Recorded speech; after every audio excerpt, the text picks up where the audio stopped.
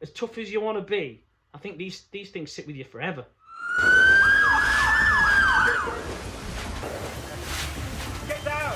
So we've got a fireman on today for people that don't know. Andy's a fireman. People jumping off buildings, people in rivers, people, numerous car crashes, and I don't think of them, but you just get the odd one. Death's a peculiar thing, I think, and tragedy.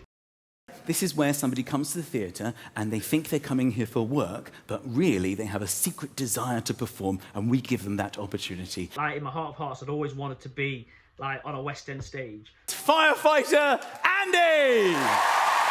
Bring him home.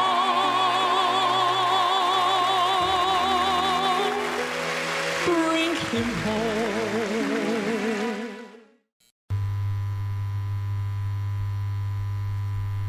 All right, Andy, thanks so much for joining me today on the sit down. As I asked all my guests to begin with, first of all, Andy, how are you? Very well, thank you. I'm on annual leave, so I've got 12 days to myself. 12 days, that's not so bad, is it? How's that treating you? Well, I've only just started. I came off nights yesterday, so we work like 4 shifts on, 4 off. So if I've got 4 shifts on holiday, then it's like having 12 days off. So yeah, but I've always got something to do, mate. Always got something to do. You mentioned night shifts there. I mean, we've had the paramedic on in the past, and Yeah. I guess we're working our way through the serviceman, right? I think we've got, by the time this goes out, the episode with the undercover police officer probably would have gone out. So Nice. we're doing all the servicemen. So we've got a fireman on today for people that don't know. Andy's a fireman. How long have you been a fireman, first of all, pal? 18 years. Wow, that's a long time, innit? Yeah, but my dad was a fireman as well, so I've kind of lived with it. I've been brought up with it, so it's my life. Is that how you got into it? Is that how you got into it then, the idea of being a fireman because of your dad? Yeah, that was the desire, I guess. I mean, times have changed remarkably since I was a little lad, but yeah, I loved the whole lifestyle of it, and we never had to have childcare because of my dad's shifts, so always had someone around, and I lived on the fire station because back in the day it was very heavily family orientated and community orientated. So it was either go down that route or I was going to become a singer or an actor, bizarrely, and I kind of chose the stability route, the career. So I mean, that's the thing that a lot of people won't necessarily associate with a fireman, right?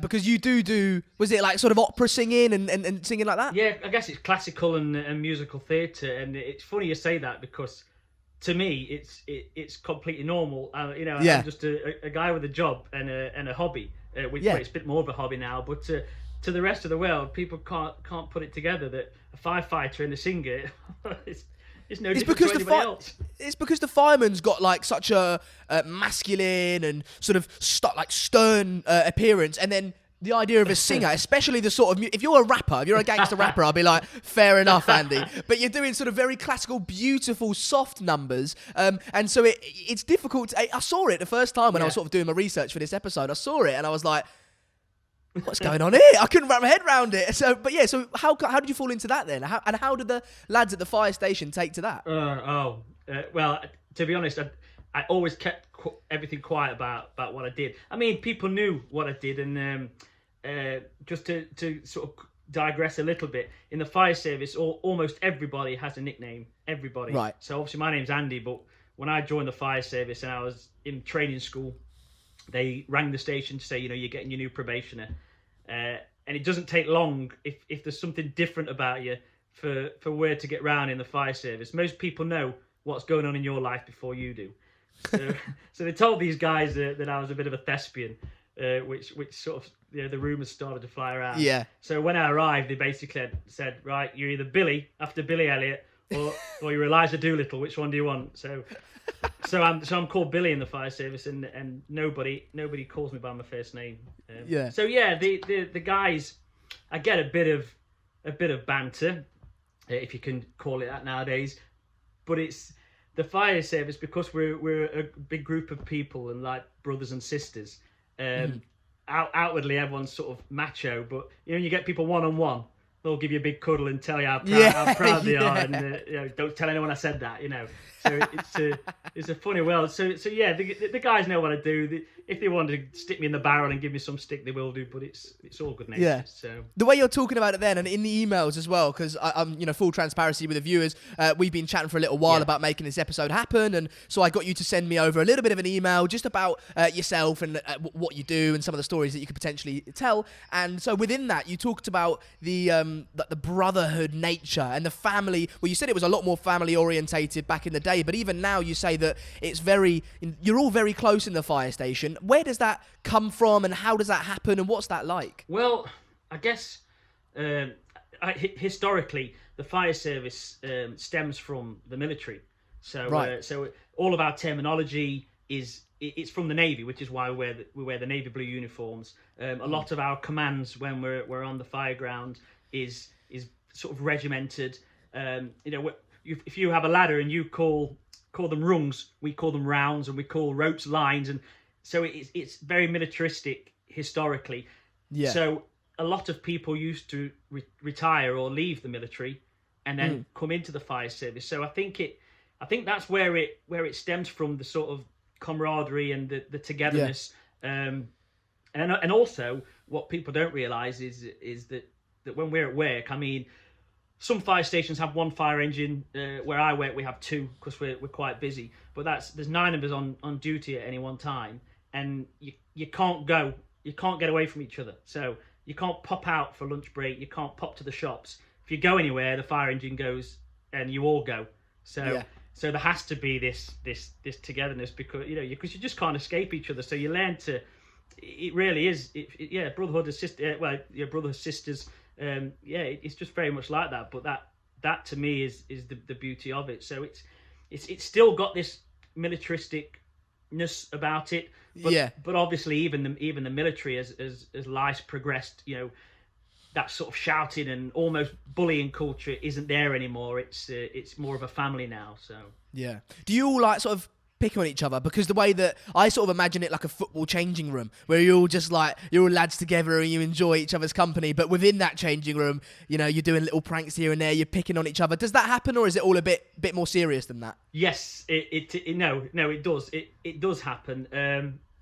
The fire service, they try and disencourage that, and I don't mean that in a negative sense. I guess again, I'll always go back to how it was and how it is. People were perhaps afraid to stand up when someone touches a nerve a long time ago, because you were just oppressed by it. So whereas now you can't get rid of that sort of comedic nature and and humour, because you need it in this job. But at the same time, you have to see where the fire service is coming from. That if you say something that offends one person, it's wrong.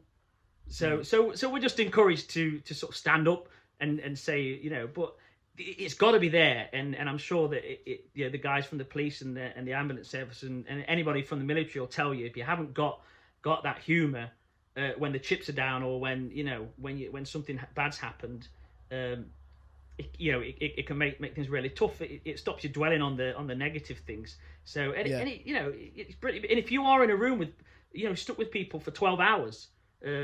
And you can't have any kind of fun. Yeah, it's going to be a painful old shift, isn't it? So but it's all light-hearted, and it moves around, and and people never let up. I mean, my watch in particular, we're quite renowned in my fire service for how we are. But you always get that nice balance. You get the people that are really studious, and make sure the things get done and dot the I's and cross the T's. You get the people that are sort of relentless, and then the people, I like to think like me, that are just somewhere in the middle, and you need that balance, otherwise it's chaos. It really is. Being in a sort of a fire station and part of a crew, being a fireman must be, I mean, we'll get onto some of your stories later, but it must be mentally taxing to an extent, and because of the boisterous and masculine nature of the fire station. Of course, I presume you've got a lot of women now as well. Yeah. Coming more into it as time goes on. But I presume it's quite a masculine environment. What is the level of communication like between sort of opening up when you're down, or when you've been affected by a job or something like that? We are encouraged to do it, and I respect the fire service for that. We've got chaplains, so that if anything tragic does happen, they come down and speak to us. We have we always have officers that give us like a. I'm trying to think what the word they call it. It's like a debriefing when we see something tragic, and I think in an ideal world, a lot of jobs like the fire service would like that to be how it works. But the reality of it is that you deal with it together, and I see those things as just a nice to have if you need them. But really, you come back to station, you know each other well enough to know if something doesn't feel right with somebody, and you don't sit them down, go, oh, you're all right, mate. You don't really. The fire it's like anything with a family. You know how to treat these people. It's like if I'm in a really bad mood, then my missus knows. Don't talk to me about it. Just leave me a bit, but be there for me. And you do. We're that close. We know each other that well that that we kind of know what to do when people need their head picking up a little bit. It's beautiful. So what sort of things then? I mean, again, we can jump straight into it, or we can take it a little bit sort of longer, but you seem like a very open book to an extent, and so I think it's important to talk about the good, the bad, and the ugly of the job, and because there is such a spectrum within the job. Talking about the mental health side of things then, what are some of the, I mean, you can give personal examples if you want, what are some of the incidents that might create trouble in someone's mind, or might take someone a little bit of time to get over in your personal life, or for others as well? You know what? Everybody will be completely different, and I think the very nature of our job that makes it different is the fact that we don't see it every day. We don't see it every day. We could go weeks. We could have a period of days and weeks where it's non-stop. We could go a couple of months where we don't see tragic things. Whereas I guess for the paramedics, we work alongside the paramedics and the police a lot. Yeah. The paramedics probably see death on a daily basis. Yeah. However, what a lot of them will tell you is when it comes to major trauma, they probably only deal with a similar amount to us. Yeah. We just don't deal with perhaps the old people. Well, we do a bit more so now, but we're not seeing it on a daily basis. But what we do tend to see is always trauma. Yeah. So I think because you don't see it every day, when it does come, it can be a bit shocking. But also the nature of our job is that when it's there and it's in your face and you're dealing with it, it's like anybody. You kind of go into autopilot and you deal with it. You see it all the time. You see on these ambulance programs. Somebody's wife or husband drops dead, and they're on the phone to the control operator, and they're doing CPR. Yeah. And perhaps if you'd have said to them a week before, could you do CPR on somebody? They go, no. But when life takes over, they do it. The probably the worst thing for us is when we go to incidents where, if we go to a car crash, somebody needs cutting out, they're dying. We get them out. But sometimes you might go to an incident, it's a fatal. They're obviously dead. We can't get them out now because of perhaps how they are smashed up in the car. The police need to now do their thing and take photos. They then call us back sort of 4 or 5 hours later, and we'll extricate the body. So how do you do that? Just cut the car to bits, sadly. But I always find that's worse because there's a lot more time to dwell on what's happening, if that makes sense. If somebody's in there, they've got to get out sort of 5 minutes ago. You haven't got time to look at the situation. No, but when it's got to be slow and you're trying to preserve, bits, it's a lot slower, and that's when it's difficult. Yeah, but also on that, I've found it's always quite a while afterwards when you perhaps think about things a bit more. We often don't know the full circumstances when an incident happens. If somebody's in a fire, we don't know if it's arson, we don't know if it's accidental. If someone's in a car crash, we don't know the circumstances, but often afterwards we'll get the information, and sometimes it's that perhaps makes me think about things. The best example I could give you is, I've seen some awful stuff, that will make your stomach churn. But then I've seen things that look quite simple. But we went to an incident. But I know when it was because I was at my auntie had a birthday party that night and I was late. But a guy had been digging a trench. It was November the 11th, probably 15 years ago, and a guy had been digging a trench in someone's back garden. So he was obviously building a bit of a wall. The guy who owned the house had, sort of nipped to the post office back in 10 minutes, come back, and the wall had, like breeze block wall had collapsed on the guy. So it was our job to get him out. Now, I was quite new to the job then, so it's always nice because the experienced people sort of will give you little bits of information. I love it. They give you bits of information. You think, oh, that's interesting. Because I remember someone saying to me, I bet you'll struggle to get him out because I bet his legs are crossed and he's got a shovel in his hand. And sure enough, there was. But when things like trench collapses, everything just compresses you. So it's not like you just dig away a bit of soil and pull a leg out. We were sort of 4 hours digging this fella out, and he was dead when we got there. And I didn't think anything of it. Just dig away, pull the guy out, and about a month later, and it still like affects me to talk about it, and I don't get affected by a lot. But I remember someone telling me that this fella had like 5 kids, and he had a normal job. And he'd answered like an advert, Yellow Pages back then. He needed a bit of money for Christmas to buy these kids Christmas presents. And it's that really the backstory. Yeah. It's quite painful to think about things, and I think as tough as you want to be, I think these things sit with you forever. Yeah. And since then, I've been to people jumping off buildings, people in rivers, people, numerous car crashes, and I don't think of them, but you just get the odd one. And it never leaves you. And so, you talk about people with like PTSD and stuff like that, and it's very easy to think, how'd you get that? I heard of one guy once got it from someone telling him about an incident. You think, how'd you get that? But then I think something could trigger like that. It's death's a peculiar thing, I think, and tragedy. Yeah, you mentioned as well in the email. I don't just want to talk about the sad stories because there's so much more to your job as well. But I think it's worth talking about because one, it's just the reality of the job, isn't it? You do get these moments where it's a bit down and I think the best thing to do is talk about it, isn't it? Because as you said, you can act as tough as you want, but they're going to be there whether you want it or not. And so all you've got to do, this, who am I to tell you? But do you know what I mean? It's just good to be able to. Yeah, exactly. It's just good to be able to just sit up and talk about it, And you mentioned in the email there was one with a family and a woman close to the door or something along those lines. What happened there? Was it the house fire we were talking about? Yeah, the house fire. Yeah, that's not going back too long ago, and that was quite local to me because I actually work full time and I work part time, if that makes sense. Yeah. So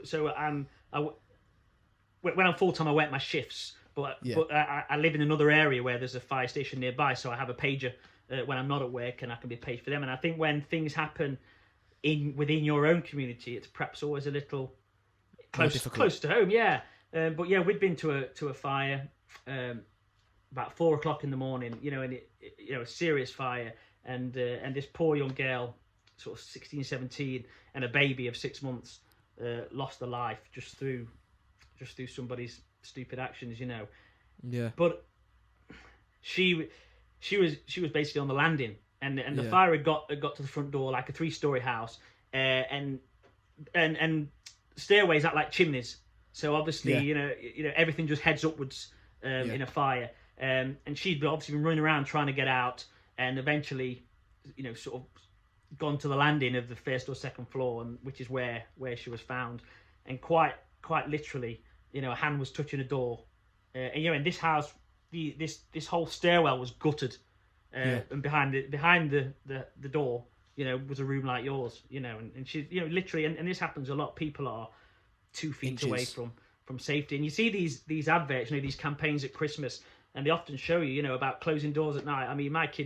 My kids hate the door closed at night, so I let them go to sleep and then I close it because because the reality is, every door's a fire door for a purpose, but they don't just hold fire back; they hold the smoke back, and it's the smoke that always kills before. Is it? Before Would you say fire. that's the most sort of detrimental thing? Yeah, oh definitely. There's that, if you've ever watched Phoenix Nights, when that Keith Lyle comes on, and he goes, fire kills in minutes, smoke kills in seconds. It does.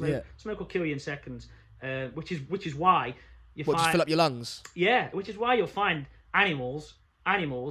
We rescue them from fires, and they tend to 9 times out of 10 live because they're low down. Obviously, smoke fills up from top to bottom, and because they're low down, they're underneath the smoke. People, as soon as you get a lung full of smoke, and just shutting your doors at night will literally save your life. It will do. So how do you guys then? I mean, I know you've probably got, is it breathing apparatus? Yeah. Have you got? How does that all work? How do you avoid also the fire? How are you not I know you've got a suit on, but what is this, a sort of flame resistant suit, or how does that all work? What's all the equipment like? Yeah, I mean, our equipment's good. We've got the fire kit is flame resistant. We can't stand in the middle of a fire, Right. but it's there to protect us from. I'm presuming you've seen things like backdraft and stuff like that. We study a lot of the science of fire and what we call fire phenomenon, like flashovers and backdraft. So, without boring you, I don't know if have you ever seen the film Backdraft? No. Well, without boring you, you set a fire in a room, and fire needs oxygen, heat, fuel. Eventually in that room, if the door's closed, the fire will consume all of the oxygen in the room, but it's still hot and it's still got fuel. So what it does, it gases off. So what you see as smoke, it's actually flammable gases. So imagine a room where the fire's died out, but it's still producing that heat and that smoke. So the room thickens with thick black smoke, but that's all flammable. But but the triangle of combustion's been broken as such. Yeah. All it needs now is oxygen. So you open a door. Bang. And you give 20 seconds, it gets just the right mixture, and it produces an explosion, which is known as a backdraft. And then then the other fire phenomena that we're very well aware of is what's called a flashover. So again, you imagine you're the room you're in now. Your television's on fire, just your TV. It heads over your head, but the heat it produces makes everything else. It's called pyrolyze, but even though the fire is not touching your sofa starts to smoke, and then everything else in the room starts to smoke, and then it reaches basically like the ideal mixture of flammability, and then like that, the whole room just whoosh. So obviously that's the kind of thing, if our instincts aren't right, we could get caught up in. So our kit is designed to give us some protection from fire rolling over us. But of course, we're also taught techniques with the hose reel to suppress the heat. We don't just walk in a fire and stick a load of water on, because what that'll do basically is boilers. So our hose reels are designed to put the correct sized water droplet into fire that will cool it but not cook us. And also, we don't want to cook anybody in there as well. So we have to be very careful about how we apply water and how we go along as we move through houses and through rooms. We're obviously opening and shutting doors, and smoke and gases are moving around the property. So we've got to be cool in those as well, because if it ignites in one room, it fills the corridors, and we all end up in a ball of flames. So there's a lot of training and instinct involved in firefighting. What's the training like for the firefighting then? It's a 13-week initial training course, which is basic training school, going through everything from putting ladders up to using water, to car crashes, to first aid, to breathing apparatus, and then you have a 2-year probation on station, which is more development on your watch before you're signed off as competent. So when you attend for example a house fire, then what's the protocol? Where do you go from there? You look at it, and there's a massive house. It's just on fire. Like for me, I'm looking at that and I'm not knowing what I'm doing, Andy. I'm freaking out. I'm panicking. I want to run away. But you lot are going in. What's the protocol like? What do you do from that point, and where do you take it from there? Thankfully, to be fair, the training is quite rigorous and it's ongoing. And the guys in charge, they do a lot of what's called incident command. So because at the end of the day, if I'm in charge of a fire engine and I'm sending you into a fire, if you die, I go to prison. So it's the best way of summing up our job is every job's got risk assessments. Our job it's dynamic. It's called a dynamic risk assessment. So as the incident progresses, it's changing all the time. So if we turn up at a house fire, we're looking at several things. The first thing is information gathering. So we're looking for somebody on the street. What's on, or somebody in the house. What's on fire?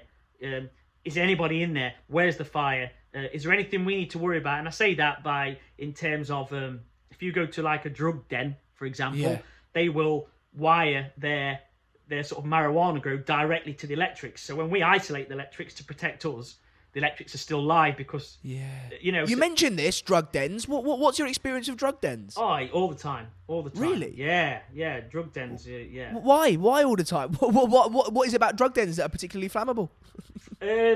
Well, if you think of a marijuana grow, they're generally in the roof spaces. They've obviously got a lot of heat for those, and they're normally wired directly up to the electrics to bypass them. Yeah. So it's sort of a catalogue of errors there that just waiting to go wrong, and then of course what we also find in there are booby traps because people don't want the police. Wow. So there has been times when door handles are wired up to the electrics, through windows, and there's big foot-long spikes. Jesus Christ. Stairs are booby trapped. So it's like an episode of Home Alone on crack, isn't it? Yeah, do you know what it generally is? It's Home Alone, but often with human feces involved as well. Sadly. That's rank. But you think that when we go in house fires, it's pitch black. We can't see anything, so you're crawling around in it. It's not until the smoke clears that you realise, oh mate, honestly. Yeah, I also forget though that you're also got like a whole building on fire, so that you're not necessarily worrying too much about the shit on the floor. Do you know what I mean? Yeah. Human excrement's the back of my mind. Yeah, exactly. But the first thing we've got to do at a fire is gather the information, because I might come to your house and then you turn around and say, you have central heating, I've got storage gas heaters. All of a sudden I'm thinking about gas heaters exploding that's going to kill us. So we find information, then we look at the building itself. Bizarrely, if the fire is that bad that it's blown windows out, and the fire's coming out of the building, that's good for us, because the chances of things like backdraft happening, and flash because all the oxygen's already in there. Yeah, because it's vented. It's got as much oxygen as it needs from outside the building, so it's not going to go bang. We can see fire, so it's not waiting to go bang. It shouldn't flash over because it's not confined, so the heat's escaping. So it's kind of a good thing, and then from that we'll decide what we've got in terms of water supplies, what we've got in terms of enough fire engines coming. If it's gone through the roof, then we'll obviously call in the aerial ladder, and then we'll send people in to deal with it. But obviously, if you go to a pub, we have to weigh up the risk. Well, they call it benefit versus risk. Does the risk outweigh the benefit? So if your house is going, like a train, and we have absolutely no chance of saving your house, and there's nobody in it, am I going to commit somebody in there to potentially risk their own life, or are we just going to put it out from outside until it's safe to do so? However, if you say, my brother's in there, my mother's in there, something like that, we'll be sending people in to get them. So. Do you have to emotionally switch off when you go into a building or into a situation? Because you don't just do buildings, right? You do like car crashes and other things like that. Do you have to emotionally switch off? Because I imagine that if you don't, you walk in, and I think in your email you said there was like, you walked in and you almost like to step over someone who was like basically burnt to a crisp, really. Like they were burned, they were dead. If you see that and you've got your emotions switched on, how are you continuing doing your job and thinking rationally at that point? I don't. You say, do you have to? I don't think it's a case of that. I think it's a case of you just do. I mean, we will only ever leave a body in a fire if they are obviously dead. And by obviously dead, it's very strict. Like decapitation, pretty much dead. Yeah. Burnt to a crisp, dead, or burnt beyond recognition. Or some other sort. If there's a chance. There's a chance, you get him. Yeah, because God forbid you ever left someone in there, alive. But you may have got. I don't know if we're talking about the same story, but I've said when I was talking about passing somebody, I've certainly known colleagues have passed people burnt beyond recognition purely because you just don't recognise them. Yeah, sadly, oh my God. Because because the environment we rely heavily on feel. And Yeah, because you say it's dark, isn't it? In there, yeah, didn't you say? yeah, and it's not like the kind of dark. You know, we've got headlamps, we've got torches, but they don't see through smoke. No, So no. so it's, you know, everything we're trained to do is literally crawl around and feel. We've got thermal image cameras, so that helps us a lot to pick out features, bodies, doorways, and obviously heat patterns. They pick up flow patterns and heat patterns. So so our equipment does help us do that, but only one of us has got that one.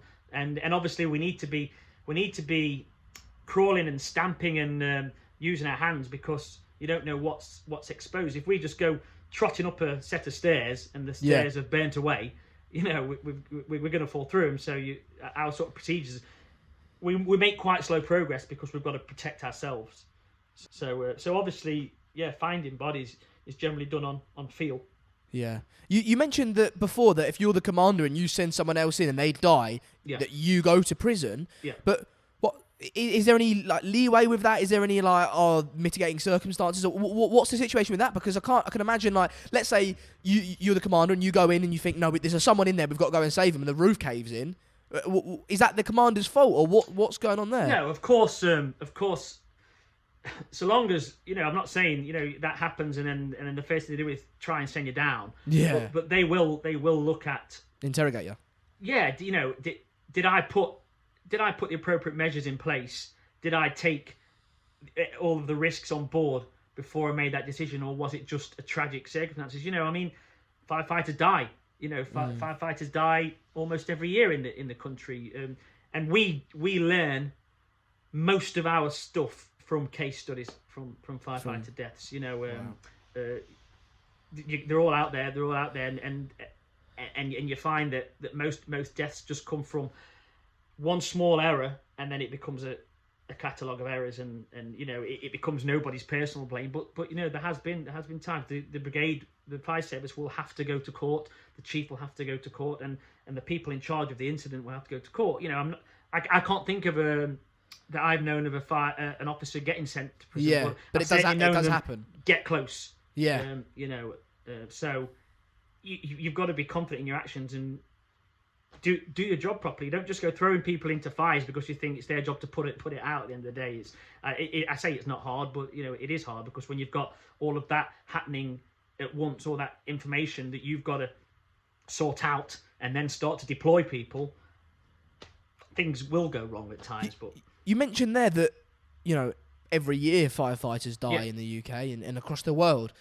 Why are you doing a job where statistically you're more likely to die than if you do another job? Like, what went wrong, Andy, in your life where you thought, I'm going to do that one where I can die quite easily? Well, you know, I'm not saying they die quite often. You know what I mean? Yeah. Sadly, we've probably got more chance of dying going to work. Yeah. All of us. Yeah. All of us. You know, Right. it wasn't so long a police officer died, and you know, you don't expect this. And for us, we understand there's a risk. You know, there's a lot of firefighters' careers are ended early through injury, but not many do die. And Through mental health? Not many. No. Not many, and I do wonder if that sort of camaraderie is what does it. Yeah. Mental health on the job, I've never seen much of an issue with, but mental health after the job, I've lost. Yeah, I've lost several friends or people I know through suicide and things. Who are firemen? Yeah.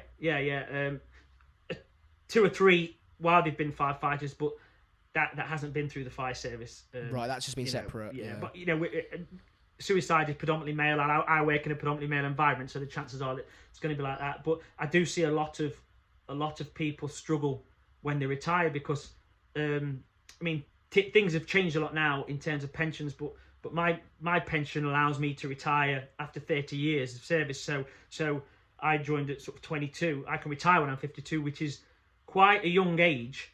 And what happens, and I've seen it firsthand, is these people go from being in that environment with all these people, they retire, it's such a young age, and they're twiddling the thumbs, and they've lost that sort of brotherhood and friendship, and it causes them problems. Yeah. It's sad. You mentioned in the email about was it a stabbing incident that you mentioned? I wanted to ask before we get onto that story. What means that you go to the incident rather than the paramedics or the police? Like, is there a distinction between that? Because a car accident, for example, when I was speaking to the paramedic Benjamin, he regularly attends car accidents. So why are you turning up to some and paramedics to others? And our job is incredibly diverse, which to me is the beauty of it, because I would guess a police officer, I mean, they're all diverse in emergency services, but the police officer will come to work and probably know he's going to be dealing with criminals. Yeah. A paramedic will come and know they're going to be dealing with some trauma or injury. For us, I don't know if I'm going to be rescuing someone from the river. I'm going to be rescuing somebody stuck up a scaffolding. I don't know if I'm going to go to a fire. Which is why we have a big fire engine with hundreds of thousands of pounds worth of equipment on at the end of the day. Yeah. So I always sort of laugh and say we're kind of like the dog's bodies of the emergency services. When someone thinks, who's going to do this? Yeah. Get the fire brigade. But it's brilliant because as a collective, everybody's got something to offer. I work with electricians. I work with people that build, and as we said before, you become very practical. Nothing straightforward, or it very rarely is. We practice cutting up cars to rescue someone from a car, and we cut doors off and we cut roofs off. But when you go to that actual car crash for real, and the car's landed in a tree, you think, well, I haven't practiced for this. Yeah. That's the reality of it. I'm sort of digressing slightly, but most of our incidents, all three services will be there. Yeah. So if we go to a car crash, we're probably trained a lot higher than people think we are in first aid. So we're probably the next step below an ambulance technician. Yeah. So you've got like the paramedic, the technician, and then we're probably the only thing we don't really do is give drugs. So if we go to a car crash and we're there before the paramedics, then we will start life support until they come, and then they will do that, and we'll carry on doing our job of extricating someone from a car. The police will be there for traffic control. So we're all there. So even a house fire, but if there's a normal house fire, just send the fire service. House fire with somebody in it, it's going to need an ambulance. Then it's going to be potentially arson, murder. Police need to come. So we all end up going to these. But as far as for us, I guess we do all the.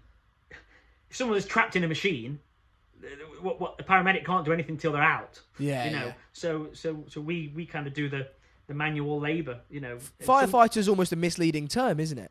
Yeah. Oh, for sure. Yeah. I mean, that's what it was. Historically, it was the fire service, and then they started dealing with car crashes. But then we became the fire and rescue service.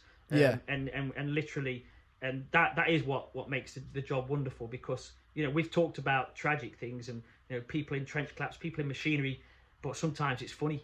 Yeah. What are some of the funny ones? What are some of the funny ones? Well, I think I may have told you about it, but there was obviously the woman who got stuck in a window. Yeah. And I think she was quite a large woman larger lady. Larger lady. She tried to break back into a house, and she managed to get her head through. Yeah. And managed to get like her boobs over. Yeah. And then she couldn't get her backside through, so she's kind of like she can't come out, she can't go in. So of course we turn up, have a look up, and. You've got to judge everything on its own merit. You can't just stand there pointing and laughing at people. Yeah. Imagine taking photos. Yeah, but you do weigh up the circumstances and have a bit of laugh. How did you get her out? Vaseline? No, just kidding. We just take the window out. Yeah, we can. Yeah, I mean, literally. I mean that's one of our roles now is breaking in for the ambulance. So if the ambulance, if somebody's not seen you for 3 days, so next door neighbour says, I've not seen Sandra for 3 days. Yeah. Then the paramedics can't come in and kick your door in. Right. So they call us. But whereas back in the old days we used to bash the door in, we can basically take your whole lock out, open the door. Oh, he's asleep. put a new lock and shut it, you'd never know. And again, for taking windows out, because I'm quite small built. Yeah. I'm always going in. I'm always, send Billy in through the top window. I've been there. When you've gone into a house and it's creepy as hell. When you think there might be a body in there. Yeah. Oh my It's god. crap when you're on your own. It's all right when you're like mob-handed. Yeah. But when you creep around the house and then all of a sudden you get to, I've been there when I've broke into a house, just creeping around the house, and I get to the top of the stairs and you look down and there's the biggest Alsatian just looking at you. And you think, oh mate, honestly, I'm out that window in a heartbeat. But you did say that sort of dead people and corpses have a bit of a smell to them. Is that right?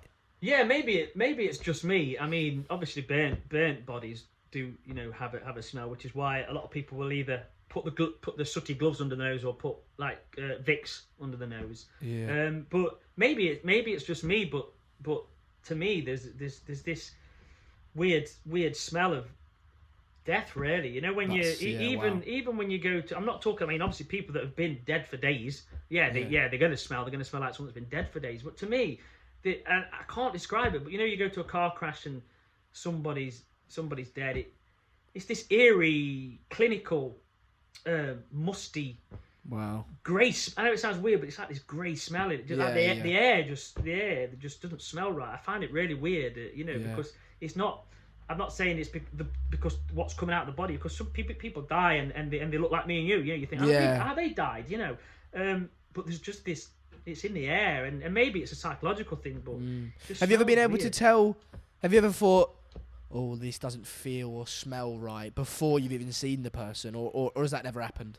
No, because the only time that would generally, if we go into a house fire, we've obviously got breathing apparatus on, so you can't smell out, thankfully. You go to a car crash, they're there in front of you. So the only time that would happen is really when we're breaking into places for the ambulance, and you're always kind of, you've only got an idea. I mean, probably 7 times out of 10, you break into houses and Doris has just gone shopping and the neighbours just thought she hadn't seen him for 3 days. But on the ones that do, it don't feel right. The sun's been ringing for a few days and the lights are on, and you feel it. You feel it. It's instinct. It's weird, but you feel it. But yeah, I was going to say, have you ever actually rescued a cat from a tree? Because that's just an independent little question that I wanted to get in on request of the cameraman. Because he was like, everyone thinks cat up a tree. Have you ever done it? Yep. Yeah. Honestly, you name it. You name it. I mean, don't get me wrong. The fire service aren't particularly. They try not to send us to things that unnecessary now. Yeah. They've got a way up now. Is it worth a fire engine blazing around town on blue lights? Yeah. I've rescued hamsters under floorboards. Pigeons in chimneys. Numerous cats. Stags stuck in railings. Wow. You name it. We've pretty much done it. You alluded to it earlier as well, and I guess the sort of cat up a tree, sort of it leans towards this as well. But you said in the email, and you alluded towards it earlier, what makes a good fireman isn't how particularly clever they are, but is how adaptable they are. Could you give us a couple of examples and just sort of expand on that slightly? I think about trying to examples because it sort of happens every day. But you mentioned it with the car up the tree. Like you practice getting people out of a car, but then when the car's up a tree, you're like, what how's that? Do you know what I mean? It's things that anyone can do, but it's things you've got to be able to spot and deal with quickly. So we don't need to be rocket scientists. We've got to have an understanding of chemistry and physics, because not only are we dealing with sort of fire behavior and fire phenomena, we're also dealing with calculations when it comes to water supplies. How much water we've got and how long we're going to need to put, blah blah blah. But you've got to be able to just pick. For example, like you go to like a barn fire, and all the hay's going up. Then someone might have to think about using farm machinery to. Is it easier to use farm machinery to deal with it? Don't always think that. Well, what have we got on the fire engine to deal with this? Well, hang on a minute. He's got a trailer out there. Let's. And I know on the spot, it's hard to think of things because it does happen on a daily basis where you've just got to sort of adapt, because we have what we call standard operating procedures. So basically, if there's a fire involving electricity, do this. Fires in a big building, do this. But they're quite generic, because when it comes to it, we've got to sort of adapt to what we're faced with. So every day, really, somebody's being quite clever and inventive. And it's whether you've got, I know it sounds daft, but if I turned up to a fire and the electrics are going pop, and I'm not an electrician, and I don't know what I can meddle with and what I can't. So you kind of fall back to what's safe. Don't need electricity, but then you might have a Sparky who goes, no, just do it, and start pulling things. And you go, oh, but these people, the practical, and the same with people who are perhaps builders. You might think, it's fine to send someone into a building, and then that person all of a sudden realizes that the building looks unstable because of this, because something you don't notice. But that's their practicality and their experience in other areas of life. And like I say, this with cars. With car crashes, I remember cutting one guy out, and we simply couldn't cut him out. Sometimes the car will sort of crush onto people's legs. So what we're taught to do is make a big cut in sort of the footwell, and then we've got a ram, and the ram will basically push the car off your door frame. It will push the bonnet off the person. But then what happens is you go to a car and it's that badly damaged that you've got nothing to push off. Or nothing to push onto. So then, right, what do we do? I'll go off the central console and I'll send the ram through the vent until it hits something hard. But then you can't do that, and you might, and then you end up, right, let's just cut the whole dashboard to bits. And it's not something you do every day, but on the spot, you've all of a sudden got to adapt and overcome. And that to me is what makes people good at the job. The people that on the spot can find another way of doing it that's more efficient, like that. That to me is what I always used to say makes someone a good firefighter. Not. Yeah, is that the most important trait? It is to me. For some people, the job's changed a lot. And I'll say that all the time. Most people when I joined, they were, for their career, they wanted to ride on fire engines, and they weren't bothered if they were in the back or they were in charge. But now the fire brigade perhaps does seek out people with managerial sort of traits, and a lot of those people become on a fire engine, and they almost want to get off a fire station as soon as possible to progress. But no matter how good the fire service is, the core of it, the heart of it, what makes a fire service good is those people that almost long-term firefighters that are good at the job, people that don't panic, people that can adapt under pressure, and the people that just crack on and muck in and don't mind a bit of physical work. Yeah. Would you say then, going forward, you mentioned in the email as well, I hate to keep referring back to this email, but it's the sort of the basis of what I've sort of based this interview off. You do your singing and this sort of thing, and you mentioned there's a bit at the end of the email which I quite enjoyed of your lads and women within your crew setting you up for a little TV show with a little known presenter or comedian called Michael McIntyre. Could you talk us through that day, Andy? Because I was watching it and I was absolutely creasing. I loved it. It was brilliant. What's quite funny about that, and I'll just digress slightly, because this always makes me laugh. Because if you imagine a bunch of people that predominantly like male that have always been like quite practical people, and now the fire service, what part of our role is we spend a lot of time in the community doing the sort of preventative measures, and a lot of time in schools with kids, and it always makes me laugh. I mean, it's right for me because I'm a bit of an actor, but these guys, we're not taught to be teachers. We go on fire stations where we, F and blind every 3 seconds, and then you stick us in front of an assembly of 500 kids, and how no one has ever got themselves into massive trouble is beyond me. But that's what makes me think about the Michael McIntyre show, because it was my wife that set it up, because she knew I loved singing, and she knew that, like, in my heart of hearts I'd always wanted to be like on a West End stage. But if she'd have ever said to me, why don't you have a crack at Britain's Got Talent, I'd tell her to get out. I'd say, no, it's not my cup of tea. So she thought the only way to do it was to take a bit of a risk and set me up for this. But the process, mate, is unbelievable. It's not like a case of, my husband fancies doing it. She had to send the application off, and then they'll filter a few out. But then they've got to secretly audition you. So they have to contact your friends and colleagues and come up with a way So they were saying to my wife, "Oh, you know, if I send the BBC down and we make out that we are your colleagues from," she was a teacher at the time, "from school, come around for a coffee, do you think your husband would sing to us?" And my missus went, "No." So they went, "Right, okay." So they ended up fabricating this story. A friend of mine runs like a children's theatre school that he was doing. They're doing a documentary on education in theatre, and they needed a singer. So I went down to his place, sang around the piano, and the BBC recorded me. Obviously, I didn't realise what they were doing it for. They went away. They're like, "Yep, we like him." Next thing is we've got to provide the setup. And sort of said to my wife, "What's he doing?" Well, it was a firefighter. Would the fire service be on board with this? And so she then had to contact like my colleagues who don't know how they kept quiet because we're such big gobs in the fire service.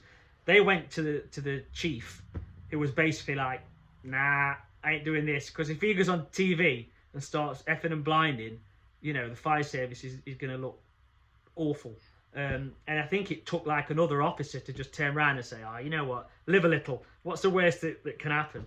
So they were toing and froing, and I was meant to be at work the night it happened. So my wife had to get some officers involved to get me the time off, and they ended up obviously ringing me up, my friend, saying, we've got this fire safety talk in London next weekend. Do you fancy coming down with me?" And he says, "It'll be a bit of a jolly. The fire brigade will pay for us to have a night in a hotel." And I'm thinking, I've never, now I look back, I would have thought, when would the fire brigade ever pay for me to stay in a hotel room? And I shouts up to my missus, I says, "Emma, can I go to London next weekend for a fire service thing?" And she went, "Yeah, no problem." And I should have thought, you know, whose wife ever turns around and says that? "Yeah, off you go to London for, you know." I never put two and two together. So obviously I went down to London and I'm doing this fire safety talk, aren't I? And next thing you know, I open that door and I'm on stage at the Drury Lane Theatre. Flipping heck, mate. Even now I think about it, and it fills me with absolute horror. But you smashed it. You smashed it out the park. Like, you absolutely Thank you. When you came on, because obviously the process was you're going to speak to these people, and they actually set you up in that as well, didn't they? Yeah, and I don't often say it, but I handled it quite well. What were you thinking when that was happening? Because they were sort of going, "Oh yeah, this lady at the front, she wants you to do a fireman pick up on her." Yeah, I had to do a fireman's lift, and then they're asking daft questions like, what was it? One guy said, "You know that smoke you get in nightclubs, can that kill you?" And I'm like, what were you thinking? Well, I was thinking, you know, what a prat. But you do deal with that in real life when you go to schools. Yeah, and the kids ask questions like that, you know, and you can't turn around and go, "Shut up." yeah. You know, you've got so you've just got to be, when you're representing the badge, you've got to be. I mean, but the worst thing of that for me is I'm extremely prepared when it comes to singing. You know, if I'm even like doing this with you, I don't wake up, crack on with my life, and think, "Oh, it's 10-1. I'll go and talk to Sander." And the same for singing. I don't think, "Oh, I've got a gig to do now." You know, I wake up in the morning and I'm warming my voice up. I'm drinking water. So that circumstance to me was horrific because I'd never sung. I knew the song because I know theatre and I know Les Mis, but I'd never sung that song in my life ever. And I had an hour, of course, to get warmed up, to get like in a costume. So it was, in some ways it was horrible. In other ways it was the best thing I ever did. You know, I got to sing on the biggest stage in London. But I wish I'd have had, you know, I wish I'd go and sing it now because I've been singing the flipping song for 3 years. So, but you know, it was a good experience. Unreal. Well, Andy, I think we'll wrap it up there. Thanks so much for joining me on the show, pal. It's been an absolute pleasure to have you on, and an eye-opener certainly as well. So yeah, once again, thank you so much for coming on. I hope you have enjoyed it. Having me. I have done. Good stuff. Guys, if you guys haven't subscribed yet to the channel, then do make to do that. Like the video and do all that good stuff because we're racing towards 4,000 subscribers. Let us know what you thought of the episode. Of course, big thanks to Andy once again for coming on, and we shall see you guys in the next episode. Ta-da!